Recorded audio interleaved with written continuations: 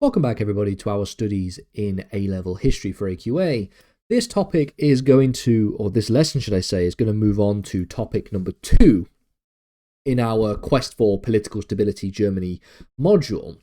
And topic number 2 concerns the shift, the major shift that we see from Imperial Germany, the Empire of Germany that was is consolidated in 1871 and takes us all the way up to 1918. We're going to see that shift away from the empire towards a democracy and towards a republic, the Weimar Republic. And the thing that causes this is undoubtedly the First World War. So this lesson is going to think about the following events and the following themes. We're going to talk about the political impact of the First World War on Germany. We'll talk about the political changes and breakdown by 1918. We will examine the 1918 revolution, and we will examine the establishment of a democratic government with the Weimar Constitution. So it should just be said then that the First World War ended in a defeat for the German Empire, and it led to the collapse of the Imperial German state, it led to the collapse of the German monarchy, it led to the abdication of the Kaiser, and the establishment of a republic. All of these things take place, and we're essentially going to talk about what the political impact of the First World War were, or should I say was, and then think about the Revolution of 1918 and the events that we start to then shift into looking at the Weimar Republic, at least the first half of the Weimar Republic, which was a period of tumultuous systems where you have the immediate establishment of the Weimar Republic on the one hand, and then you have, of course, a period of relative peace and stability, the what is sometimes described as the Golden Age of the Weimar Republic. And then we will get into the next topic, the collapse of democracy and the rise of Nazism. So, the First World War places an immense amount of strain on Germany's political system and on Germany's institutions, eventually destabilizing the government and leading to collapse. Now, as the war progressed, the real power in Germany shifted away from the civilian government, and it was placed into the hands of notable military leaders.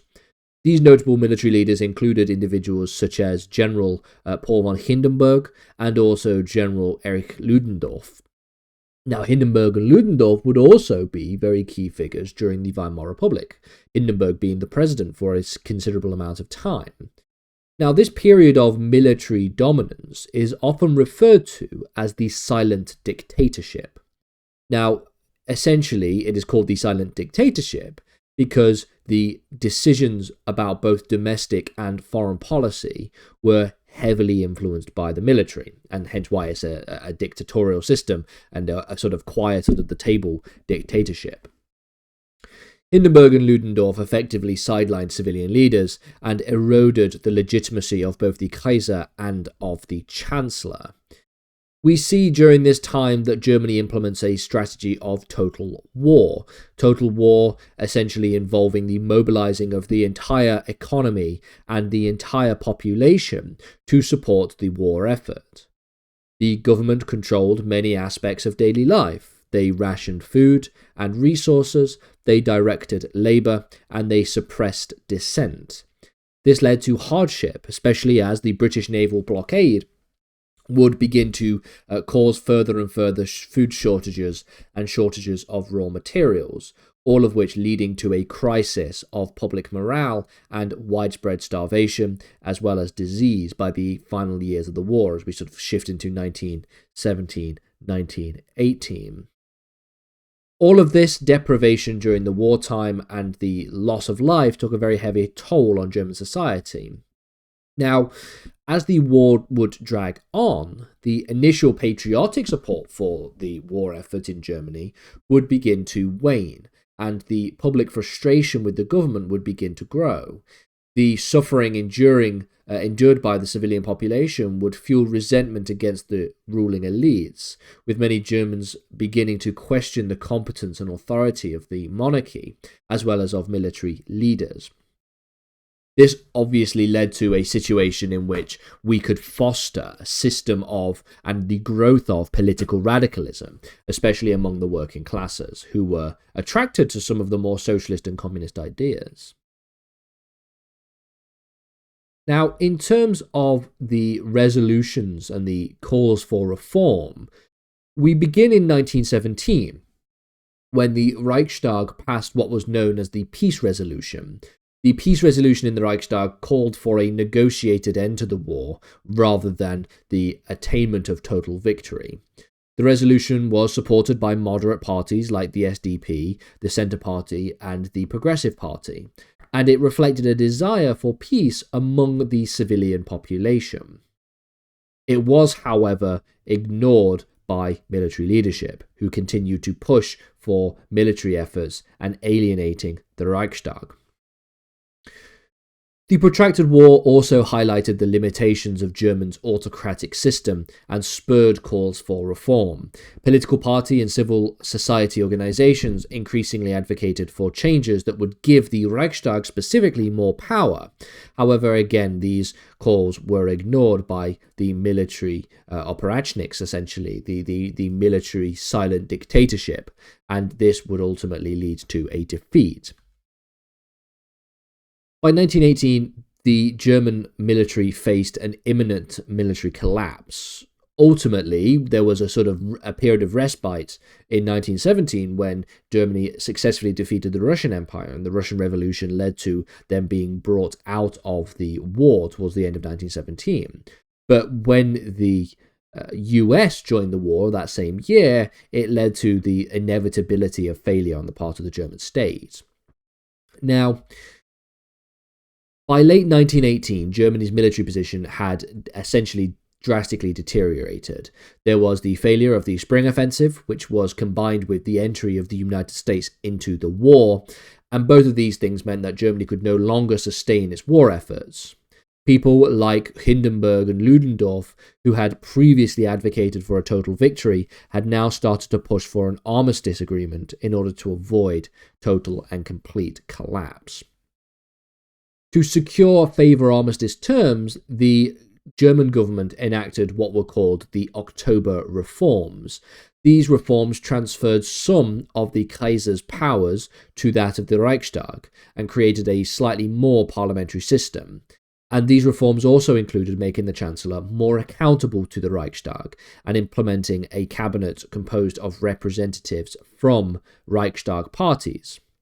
A moderate by the name of Prince Max von Baden was appointed Chancellor, and this led to the calls for peace, a peace negotiation.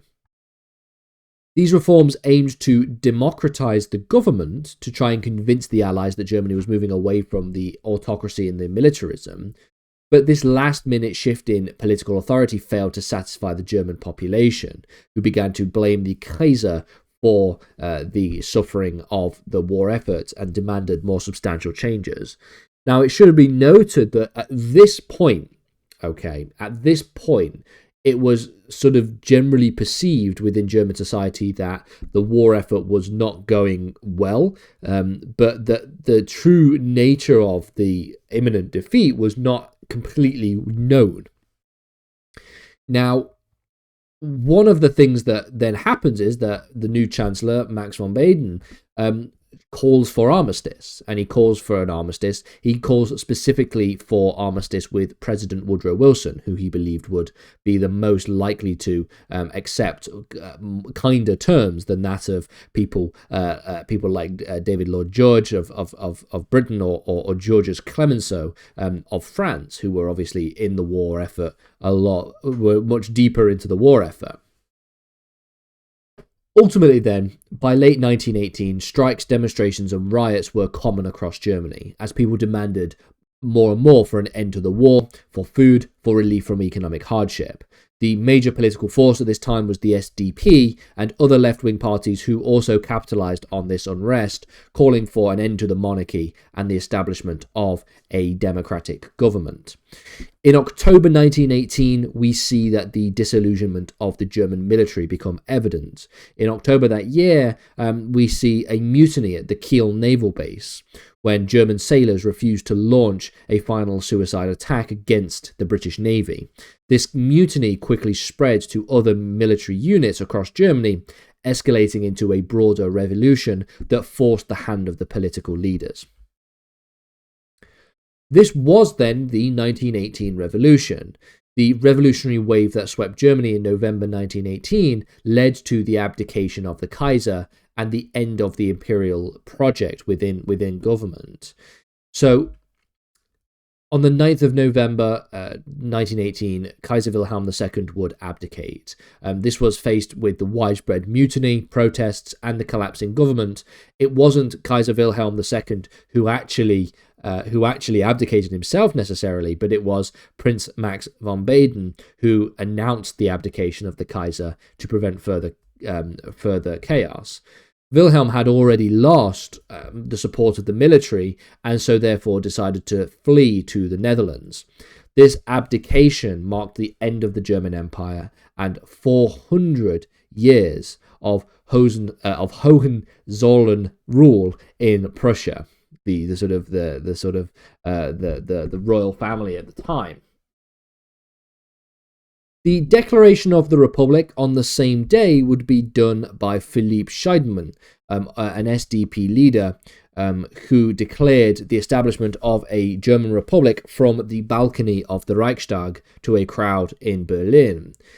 Now, this act preempted more radical declarations. So a socialist revolutionary by the name of Karl Liebknecht decided to aim to at least try and establish a Soviet-style government. Now, Scheidemann's declaration symbolized the victory of the moderate Democrats over the radical communists, and so it sought to essentially instigate and instantiate a type of leadership and a type of rule that would be more moderate than that of the communist ideals. In the immediate aftermath of the abdication, a provisional government was established. This provisional government was known as the Council of the People's Representatives, and it was led by a moderate socialist leader in the SDP by the name of Friedrich Ebert. Now, the council was tasked with managing the transition into a new government, to securing peace and to suppressing radical elements within Germany. The radical leftist groups, for example, especially the Spartacist movement led by individuals such as Rosa Luxemburg and Karl Liebknecht, sought to establish a socialist state. By January 1919, they had launched a failed uprising in Berlin, which was suppressed by this provisional government with the help of the Freikorps, which was a paramilitary organization. The violent suppression of the Spartacists' uprising reflected the ongoing struggle that existed between the radicals within the German left and the more moderate forces within the SDP. By early 1919, the new political leaders of Germany convened to draft a democratic constitution and to form the newly declared Weimar Republic. Now, the reason why it's called the Weimar Republic, by the way, is because it was declared and agreed upon in a small town called Weimar, which is just outside of Berlin, because during 1919, Berlin was too dangerous for a new political constitution to be drafted there. The constitution itself was adopted in August 1919. And it laid the foundation for democratic governance in Germany, albeit with a number of very significant weaknesses, which we'll get to in a second. So the Weimar Constitution established Germany as a democratic republic. The power of the state was derived from the people, and this marked a significant departure from the autocratic rule of the Kaiser. The constitution granted basic civil rights, such as freedom of speech and freedom of freedom of religion and assembly. The president of the Weimar Republic served as head of state and was elected by popular vote for a 7-year term. The president held significant powers, including the ability to appoint the chancellor, to dissolve the Reichstag, and to command the military. We'll get to Article 48 of the Constitution in a second, but ultimately, as a basic preliminary point here, Article 48 of the Weimar Constitution granted the president emergency powers to rule by decree during crisis. Now, this would later be exploited by people like Adolf Hitler to undermine democracy. One of the most important parts of the Weimar Constitution was the fact that the legislative branch, the Reichstag, was a proportionally represented system. Essentially, proportional representation is a system where the number of votes a particular party gets is represented by the number of seats, or the percentage of seats. It allowed for wide representation of parties, but it also meant that the Reichstag would be particularly vulnerable to political fragmentation and coalition instability. So a coalition is essentially a collection of political parties that all come to agree to form a government together. The reason why you would have a coalition is if no one single party ever gets enough to form a majority within a particular legislature. And so instead you have to group up with other parties instead to form together a collective government or a collective majority. The reason why this is unstable is because if you're grouping in with other political parties, then you're going to have political and ideological differences. Some parties might be more right-wing or more left-wing or whatever, and this is obviously a significant downfall and a significant reason why proportional representation isn't always what it is chalked up to be. The Chancellor and the cabinet were appointed by the president, or at least the Chancellor was appointed by the president and was responsible for forming a government and leading the Reichstag. The Chancellor required majority support from the Reichstag, which made it challenging to govern without a stable coalition. This reliance on coalition governments became a contributor to frequent political instability. Now, there were a number of social rights and protections that were included in the Weimar Constitution, including gender equality. So I believe every single man and woman above the age of 21 were able to vote, as well as welfare provisions. This was a landmark achievement, the right of women to vote, by the way, in German history. Just think, in 1918, there were not many countries that allowed women to vote, and so this was particularly important. Social rights were also prioritized to address the concerns of the working class and to prevent the appeal of extremist parties. So, in terms of the major weaknesses of the Weimar Constitution, the first needs to be mentioned, and this is Article 48.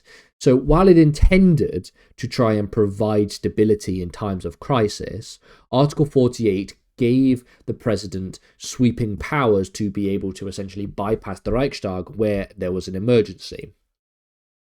It was supposed to safeguard to safeguard against political instability in times of emergency, but it would later be exploited by leaders such as President Hindenburg and specifically Adolf Hitler, who would then use it to impose authoritarian rule. Proportional representation was good in terms of democracy, but it also led to a situation in which you have fragmented Reichstag parliaments that were unstable, and unstable coalitions meant that it was difficult for the Reichstag to achieve consensus and to be able to actually run government and to have good working governance. Finally, then, you have the fact that there was hostility from conservatives and the military. Many members of the German elite and the military and parts of the civil service were hostile to a new republic. This lack of support from these influential sectors created a legitimacy problem for the Weimar government, and this meant it was vulnerable to opposition from both the far right and the far left. And so ultimately what we're going to do in the next lesson is focus on government and opposition from 1919 to 1924.